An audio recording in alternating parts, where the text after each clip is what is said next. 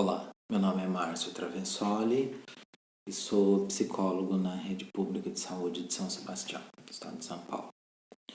Eu quero falar sobre uma pergunta de uma pessoa na internet.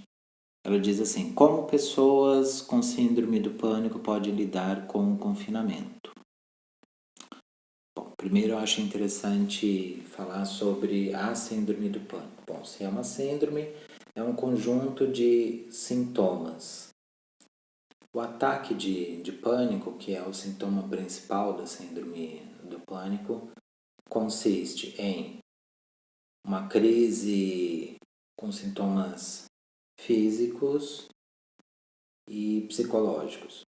Então, assim, físicos, como se a pessoa tivesse acuada, como se a pessoa tivesse prestes a passar por uma situação extremamente perigosa. Então, ela vai ter a sudorese, né, o suor excessivo, uma respiração mais curta, vai ter uma taquicardia.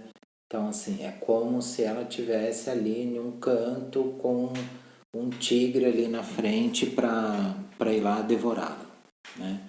Então, é um estado de alerta extremo, só que sem nada de real para conseguir fazê-la sentir dentro desse perigo todo. Então, é um medo enorme sem motivo nenhum, pelo menos sem nenhum motivo aparente. Então, ela tem uma elevação da adrenalina, de cortisol, de tudo, ela fica preparada ou para lutar ou para correr. Só que não existe nada ali de verdade ameaçando. Então, assim, e como ela tem todos esses sintomas físicos de hiperventilação, de taquicardia e tal, ela também acaba ficando com medo de morrer. Ela tem uma sensação de que pode morrer. Além disso, como ela não tem um objeto real ali para ter medo, ela fica com a sensação de que algo de ruim vai acontecer, mas ela não sabe o que. Ela fica com aquela sensação, algo de ruim está para acontecer, mas ela não sabe o que.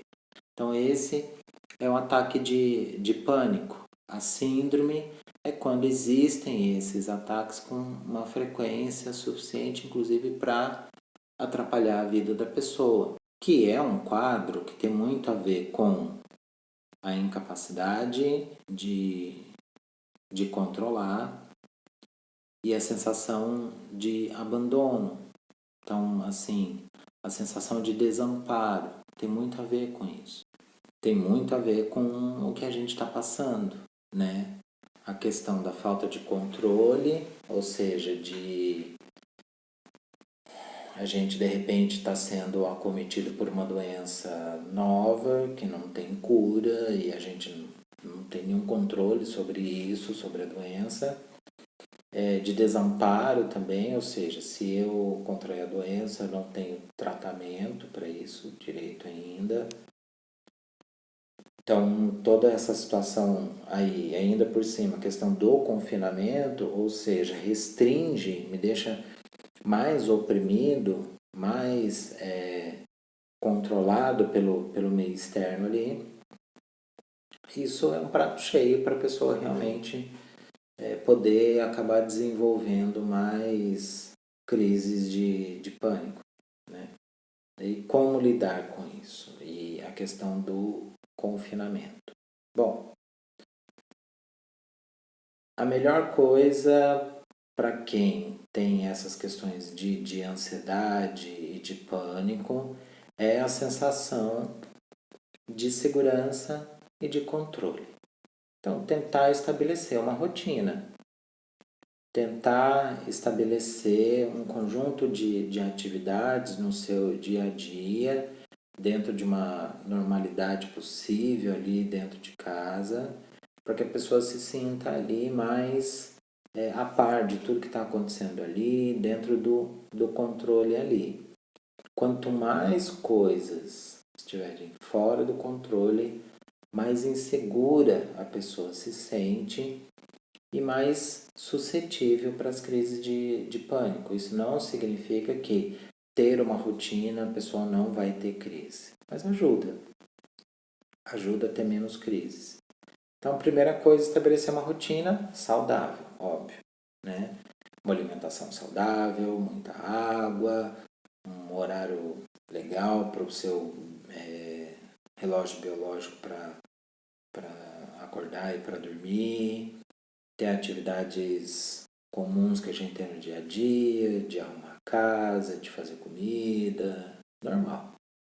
De lazer também, dentro do possível ali dentro de casa, se morar com alguém, de conversar com essa pessoa, mas também ter o seu tempo privativo ali, de ficar quieto no canto e tal, e também conversar com pessoas de fora. Eu acho que o uso das tecnologias agora de internet, de videochamada e tal, são bastante importantes para a gente poder se manter em contato com o mundo externo, para conversar com pessoas e tal. Se for necessário, use isso até no seu dia a dia, assim, no que você está fazendo, deixa lá, se tem a possibilidade de uma internet legal, assim, deixa lá o celular, o notebook, alguma coisa ali com a câmera ligada, você vai conversando com a pessoa, tal, no dia a dia, você está ali, sei lá, cozinhando, tal, deixa ali o celular com a videochamada, outra pessoa lá do outro lado também, não precisa estar se olhando, né, assim, se olhando direto, assim, né, para conversar. Isso acaba dando uma sensação de presença também. Caso a pessoa já faça um tratamento psiquiátrico para isso, é importante estar com os seus medicamentos em dia, estar com a quantidade correta até a próxima consulta, fazer o uso dentro da prescrição.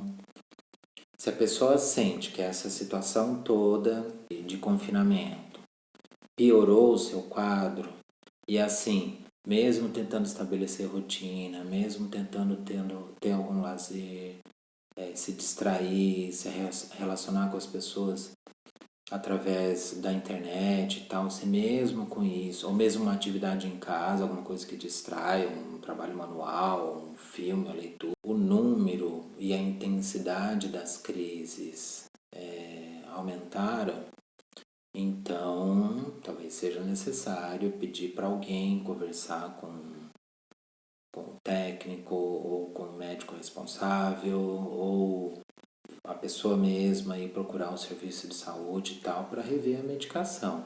Caso a pessoa não faça um tratamento psiquiátrico ainda, né, e acredite que esteja desenvolvendo crises de ansiedade ou de pânico assim, tentar fazer essas atividades e também, isso tanto para quem já faz tratamento ou não, a questão da respiração.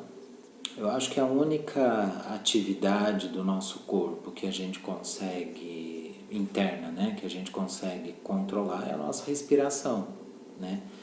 A gente não consegue, assim, talvez um monge budista, não sei, né? Mas a gente não consegue, só querendo, assim, vou diminuir o ritmo do meu coração, vou fazer meu rim trabalhar mais ou menos, não tem como, né? A gente só consegue controlar os pulmões. Então, assim, a respiração está intimamente ligada com o nosso controle do nosso corpo também. Então, se a pessoa tiver com uma crise de pânico, ela percebe que está ficando já meio preocupada, tal, assim, é importante começar a fazer exercícios de respiração. Fazer uma respiração profunda do diafragma, encher não o peito, encher a barriga assim.